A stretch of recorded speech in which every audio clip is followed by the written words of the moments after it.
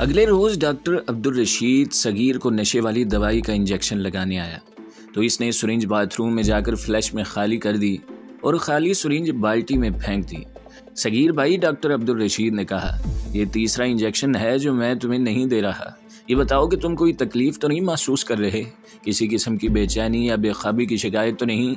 कुछ ना कुछ तो होता है डॉक्टर साहब, सगीर ने कहा, लेकिन ऐसा नहीं कि मैं इसे बर्दाश्त ही न कर सकूं। आपने इन दवाइयों के मुतालिक जो बातें बताई हैं वो मैंने समझ ली हैं।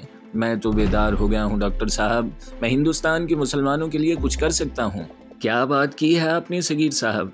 डॉक्टर अब्दुल रशीद ने कदरे तंजिया से लहजे में कहा, पूरा पाकिस्तान कुछ नहीं कर सका तो एक अकेला भारतीय मुसलमान क्या करेगा?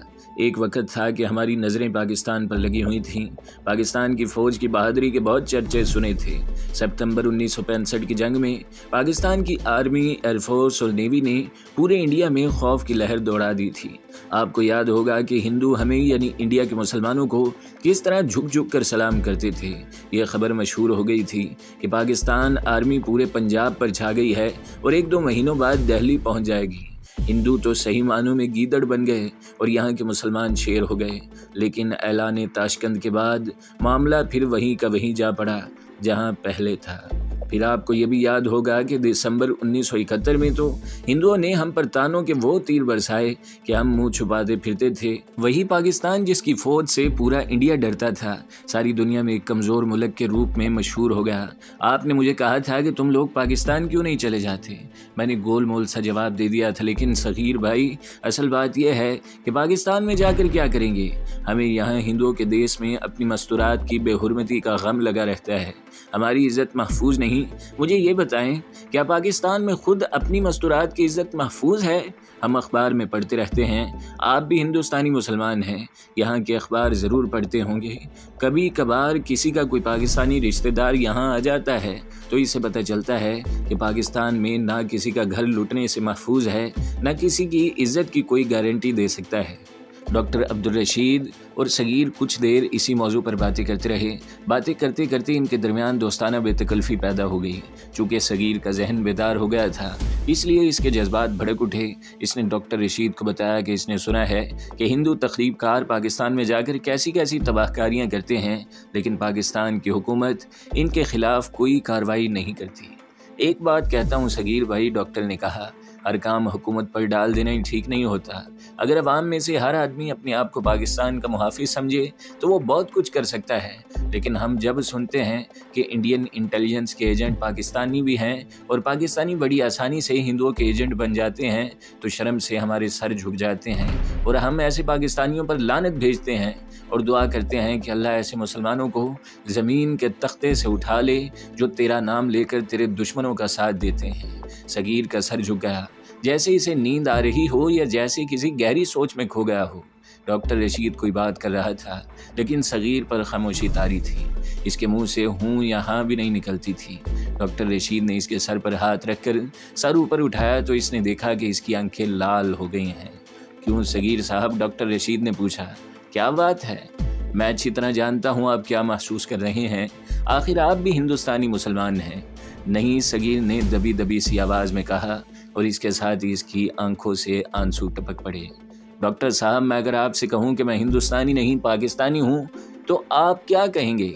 मैं क्या कहूँगा? डॉक्टर ने कहा, एक तो मैं खुशी का इजहार करूँगा कि मुझे एक पाकिस्तानी भाई की खिदमत का मौका मिला, लेकिन इसके साथ ही मैं ये ज़रूर पूछूँगा कि आपने ये क्यों कहा था कि आप मेरठ के रहने वाले हैं, और फिर मैं आपसे ये भी पूछूँगा कि आपको VIP ट्रीटमेंट क्यों दिया जा रहा है। ये मैं इसलिए पूछूंगा कि यहाँ कोई पाकिस्तानी आ जाए तो इसे मुश्तबा और जासूस समझा जाता है। ये भी नहीं देखा जाता कि पाकिस्तान में इसकी सोशल या सरकारी हैसियत क्या है। यहाँ इसके पीछे CID लगी रहती है। आप कोई ख़ास पाकिस्तानी लगते हैं सगीर साहब। डॉक्टर साहब, सगीर ने हाथ उठाकर डॉक्टर को आगे बोलने से रोक दिया। आप ठीक कहते हैं, मैं ख़ास किस्म का पाकिस्तानी हूँ। सगीर की आवाज़ दब गई।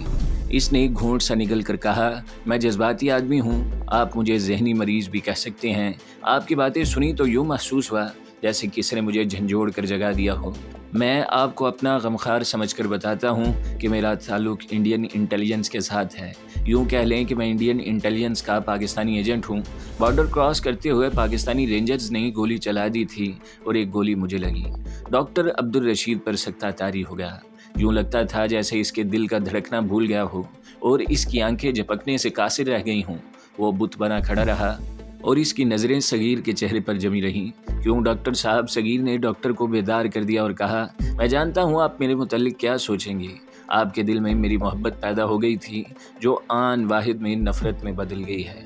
नहीं सगीर भाई, डॉक्टर रशीद ने बेदार होकर कहा, मोहब्बत मोहब्बत ही रहेगी, नफ़रत में नहीं बदलेगी। मैं ये सोच रहा हूँ कि आपने ये राज मुझे क्यों दिया है। सिर्फ इसलिए डॉक्टर साहब, सगीर ने कहा, आपने मुझे ट्रिंकुलाइज़र इंजेक्शन देने बंद कर दिए।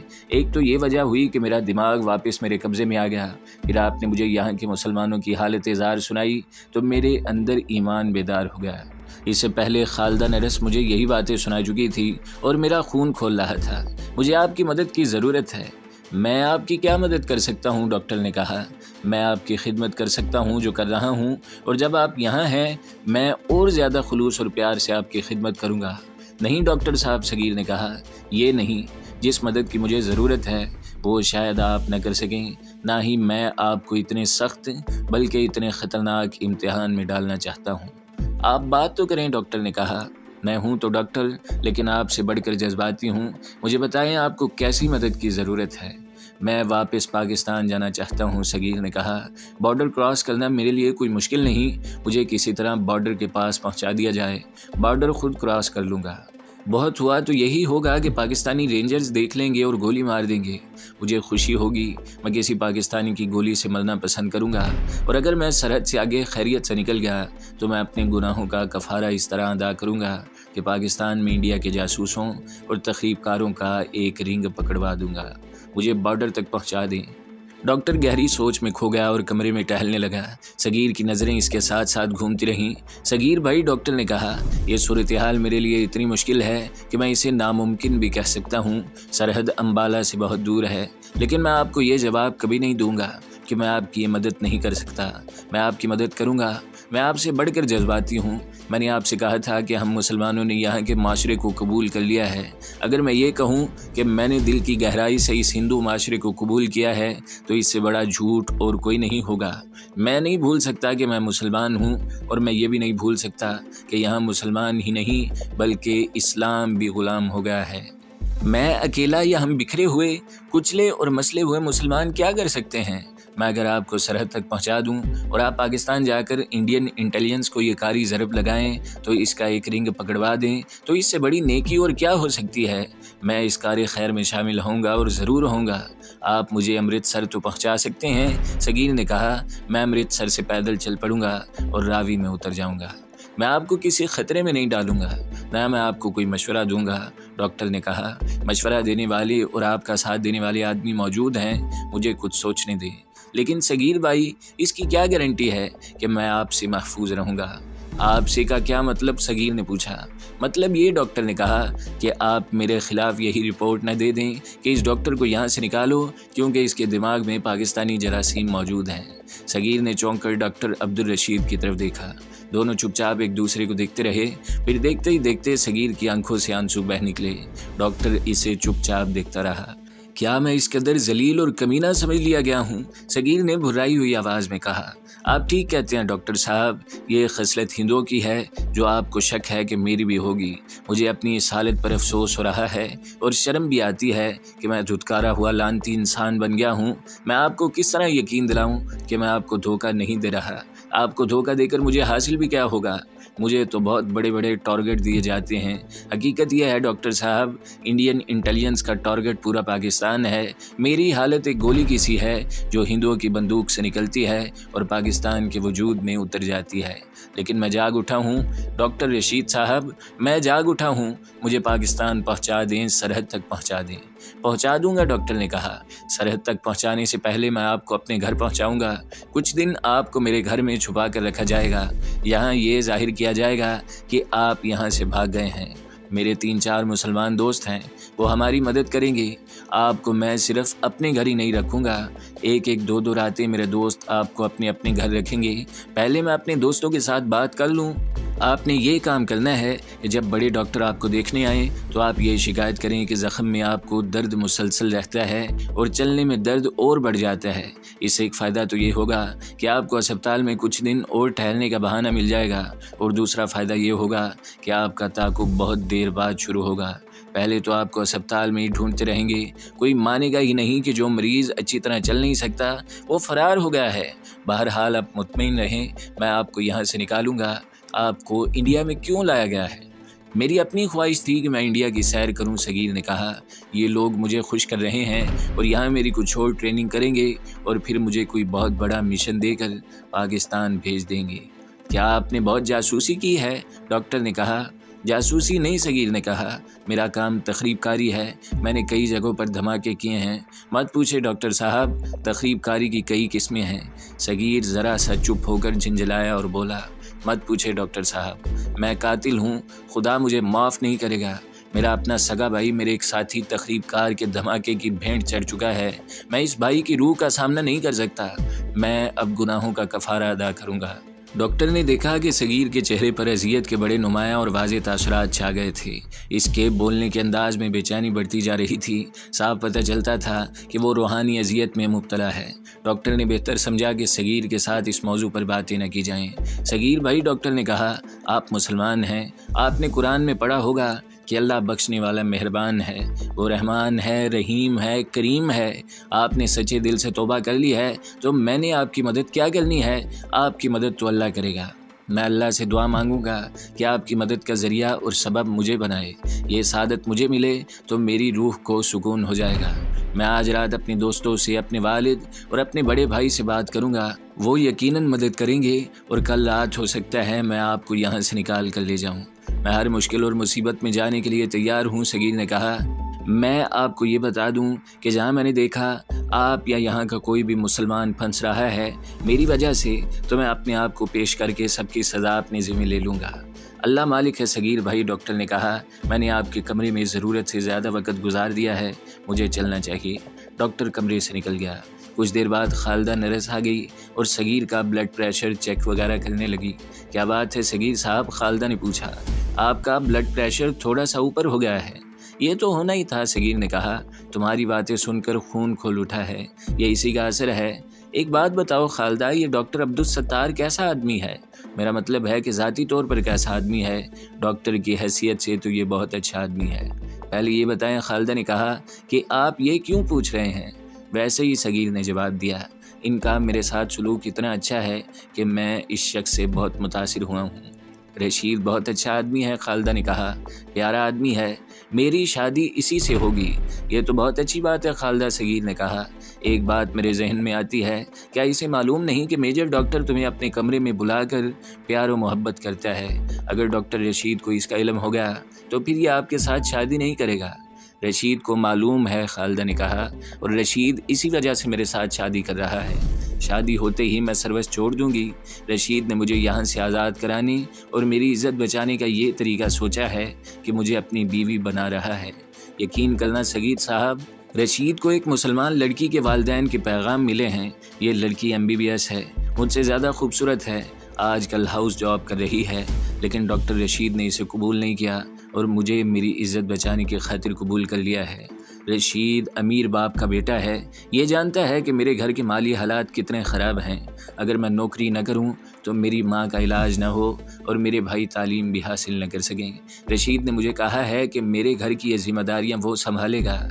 इससे आपको अंदाज़ा हो जाएगा कि मुसलमानों और इस्लाम के मुतल्लिक़ रशीद कितना जज्बाती है और हर तरह की कुर्बानी दे सकता है। जब सगीर अम्बाला अस्पताल से फ़रार की तैयारी कर रहा था, उस वक़्त मेजर उस्मान कराची में एक कोठी के ड्राइंग रूम में बैठा था। इसके साथ लूसी बैठी हुई थी। कुछ देर पहले इनके पास 2 आदमी भी बैठे हुए थे।